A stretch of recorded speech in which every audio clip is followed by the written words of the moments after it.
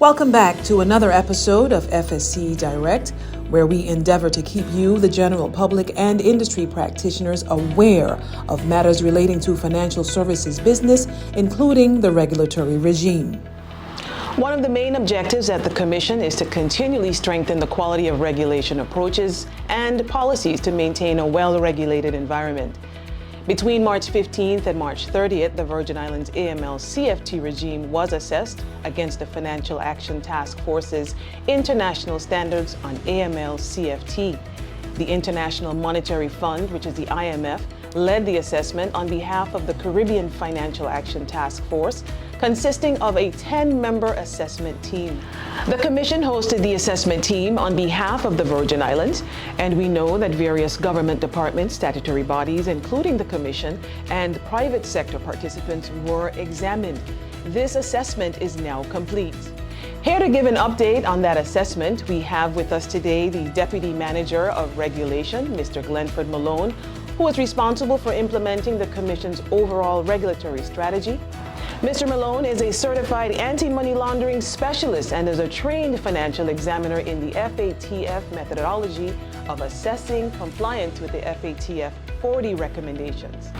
So welcome, Mr. Malone, today to the interview. Thanks for taking the time to speak with us. Thank you for having me. Give us an update on the assessment.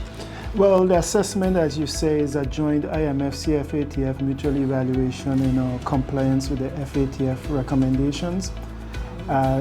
Effectively, this is what I would say stage 3, which would be the on-site process where the team came, had interviews with relevant public, private sector individuals, including the Commission.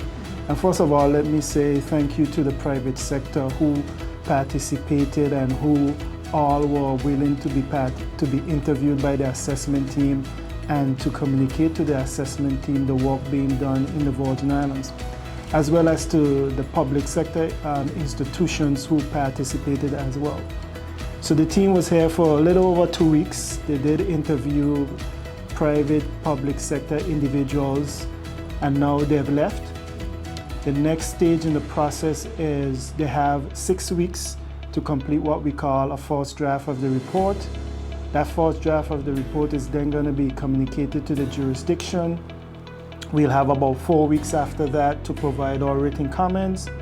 And effectively between that first draft and sometime in August, we'll have discussions and then we'll produce what they call a second draft. Okay. And then that second draft, there'll be discussions. I think it's going to be early September. We'll have what we call a face-to-face meeting with the assessment team. Mm-hmm. That meeting is likely either going to be in Washington or in the BVI, where we'll try to hash out all of the remaining issues.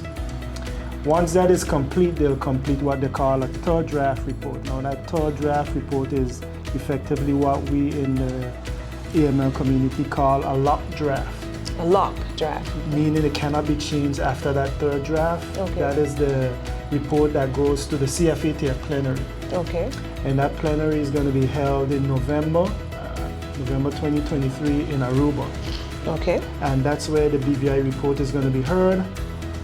We'll have discussions, members will give their views, they'll agree or disagree, make changes where they see fit, and then that report will be agreed by plenary. Mm-hmm. However, subsequent to plenary, we have what you call an FATF type review. They call it quality and consistency, mm-hmm. where the report is sent to what we call the global network of FATF and FATF regional style bodies, who look at the report and they say, okay, yes, this report is good, it meets the requirement, it meets the standards, it can be now published publicly. Okay. However, there are times when they say, no, the report has a particular technical deficiency, and it only could be a technical deficiency. If 2 jurisdictions raises an issue, then that report then goes back for further consultation and see if it needs to be changed. Why 2 jurisdictions? Because one jurisdiction might have an issue, but that doesn't mean that you should go and stop the process. Mm-hmm. But if 2 jurisdictions have an issue, then it might be something that you need to take a look at. Substantive enough, yes. Yeah, so substantive. But it doesn't mean the report will be changed. The global network will look at it, and sometimes they say, no, it is fine. I know in a few instances they say, okay, they require change, and then that change is made and it goes out again for a short consultation. So having said that, our expectation is that the Virgin Islands report would be heard and completed and likely published as early as January 2024 for the public. Okay. So in terms of the findings and the goal or the objectives, what are we looking for as a jurisdiction? But I think for us, we're looking for a fair and balanced report. We haven't seen until we see the first draft, we wouldn't know exactly what the assessment team comes up with.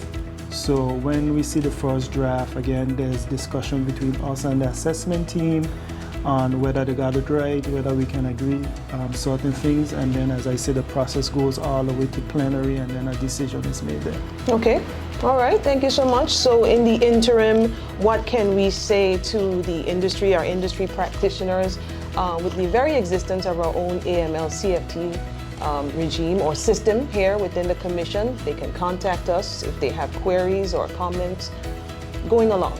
Yeah, they can contact us as normal, but I would say to them, continue to do what you know you're supposed to do. Continue to implement the laws and the regulation. Continue to make sure you identify, verify beneficial owners, directors, etc. Prevent criminals and other persons from utilizing the jurisdiction. So just continue to adhere to the requirements. Thank you, Mr. Glenford Malone. You're welcome. For joining us today. All right. All right. Thank you. Bless. Have a good day. And thanks to you, our general public and industry practitioners, for joining us for another edition of FSC Direct. Please continue to monitor our website and our YouTube channel for more financial services updates. I'm Monique Hodge, your Public Relations Manager. Until next time.